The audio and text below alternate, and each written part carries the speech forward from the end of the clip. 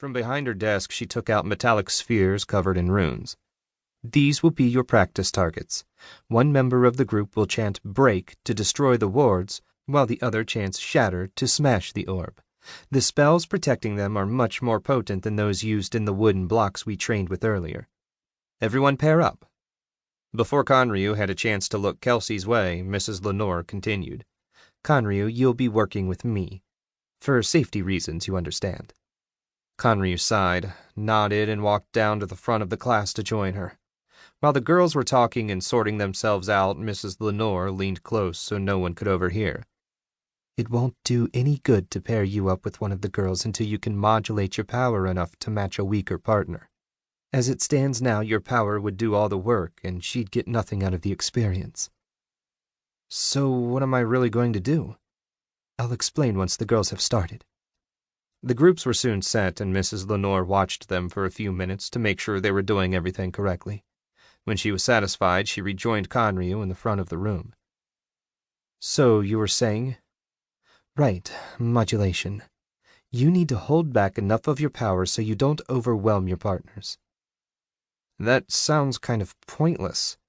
If the idea is to combine our powers to create a more potent effect, why would I use less than my full power? I mean, to match Kelsey, I'd have to use like 10% of my full strength, and the combined casting would amount to less than a quarter of what I could do on my own. How is that beneficial? Her mouth opened and closed, but no words came out. She looked a bit like a fish caught on the beach. After a moment, she pulled herself together. When you put it that way, it makes no sense at all. Combined casting is what I always teach during second semester. It never even occurred to me that it wouldn't work for you. She slumped and fell silent. He glanced back at the girls, but they were all engrossed in their practice.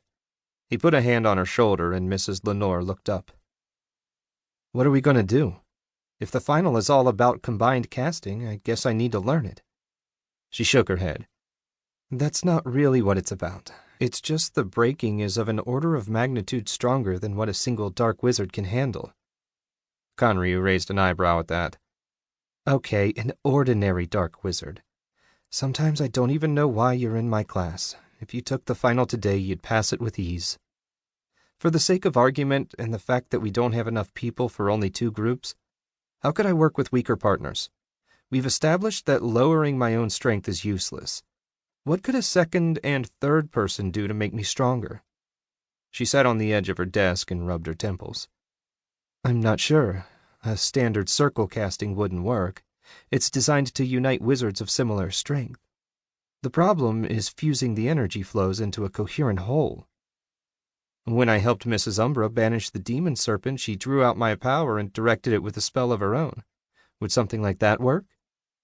If you had the death stick and 50 years of experience, sure. Mrs. Lenore closed her eyes and sighed. I don't know what to do. I'm a horrible teacher. Don't say that. This is new for everyone. I have class with Mrs. Umbra later.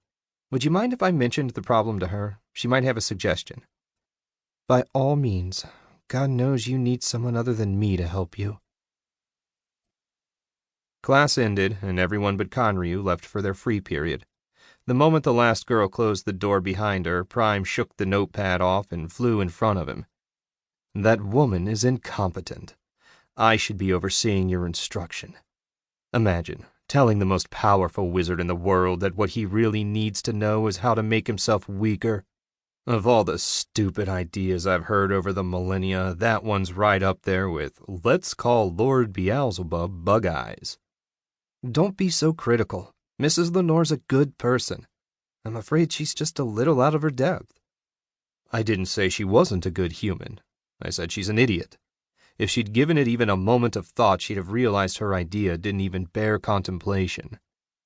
The ominous tapping of Mrs. Umbra's death stick sent Prime flying back to hide under his notepad.